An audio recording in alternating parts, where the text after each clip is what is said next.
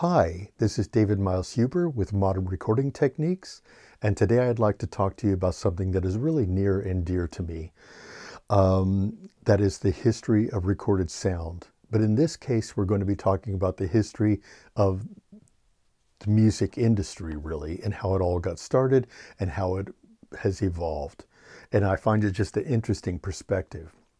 So for me, even though music writing, music publishing got started much earlier in Europe, the idea of truly commercial music publication began in the early 1900s. So let's start off in homes. There would be the concept of higher end, upper echelon homes. There would be the concept of the piano in the front parlor.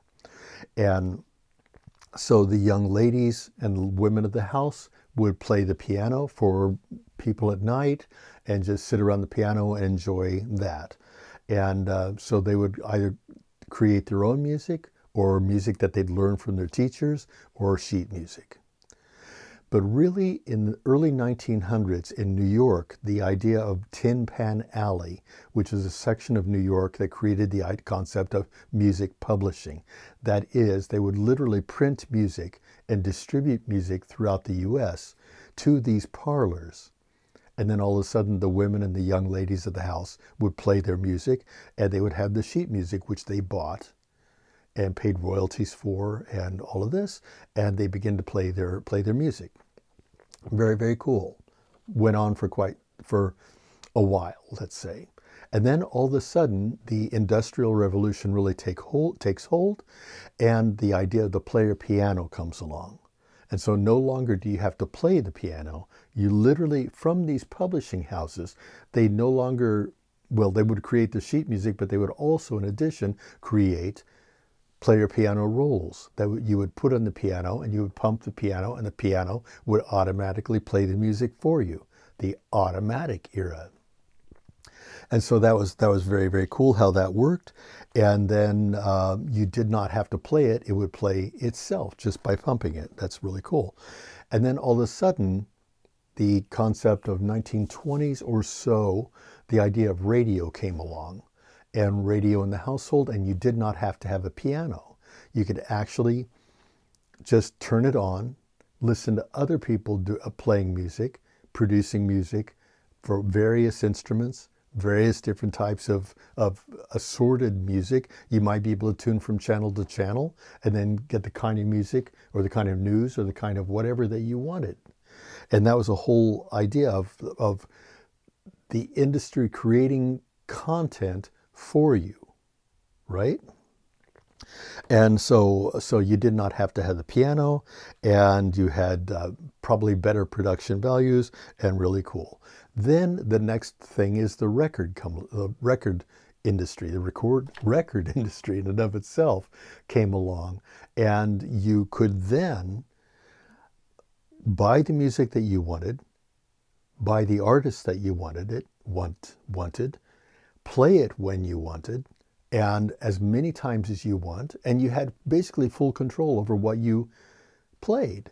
So at that time, then you had the beginning concept of the recording studio, where the productions would be created, the artist hopefully would get paid, the publishing houses would definitely get paid the royalty cuts for publishing the music that would be going on the phono record, that is the physical product that would be distributed, and you'd be able to play and listen to this stuff anytime that you wanted to.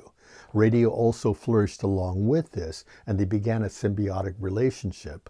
But then records really started to take over because it's a very individualistic, I like this artist and I want to play this now kind of medium. So you were able to do it literally on demand. And then the concept of tape came along, and the recording studio came along, and in the 1950s, 1960s, really, 40s sort of, but 50s and 60s, the idea of production in recording studios, the production values got much higher, analog tape, and then the concept of multitrack came along. The era of the Beatles, the early era of multi-track recording, both in the US and in Europe and the UK.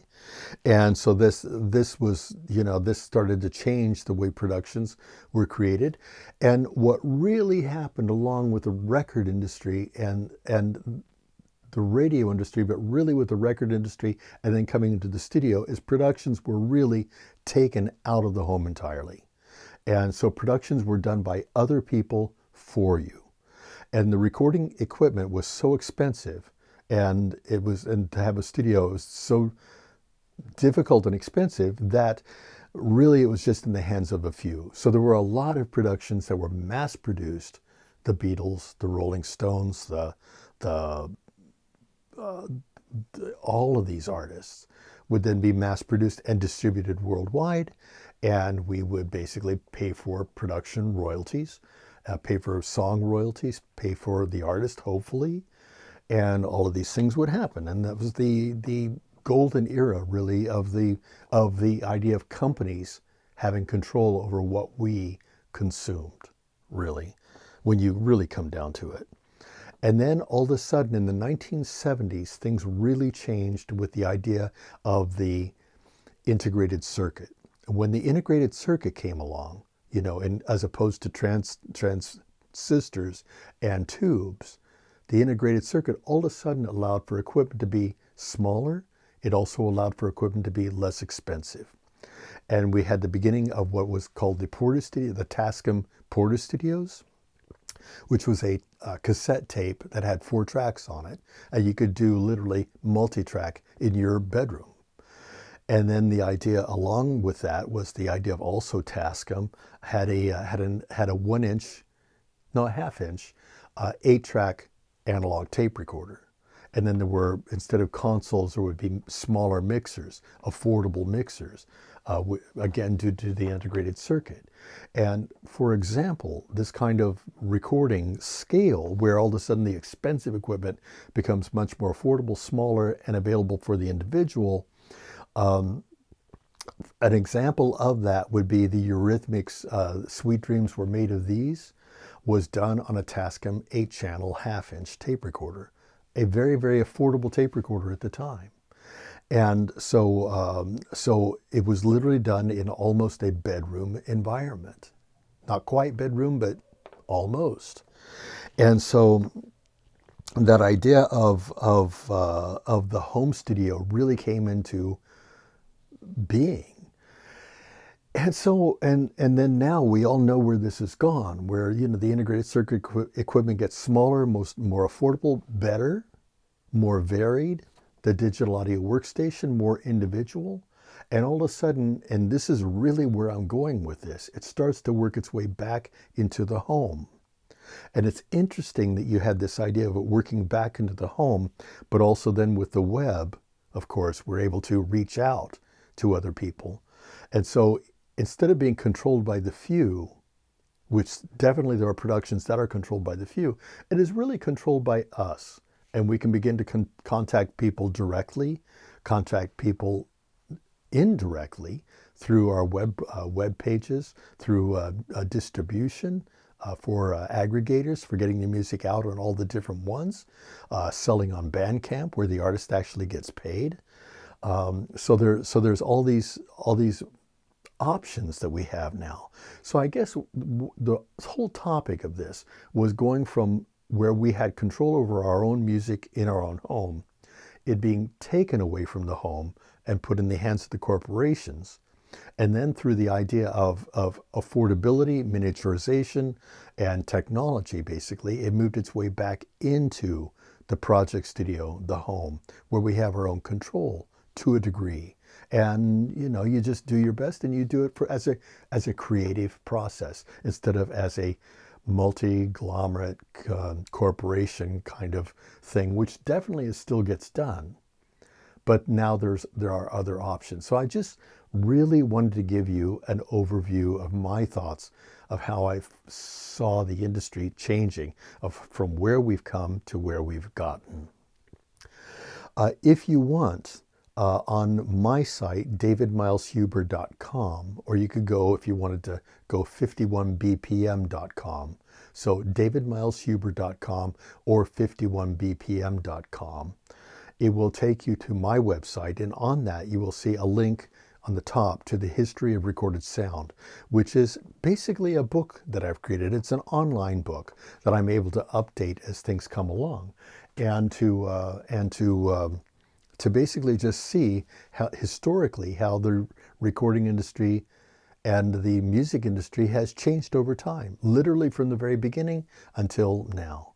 So feel free to go to my page, take a look at that, and just run through the online book basically. As for modernrecordingtechniques.com and for the YouTube channel, we really appreciate your listening and all your help.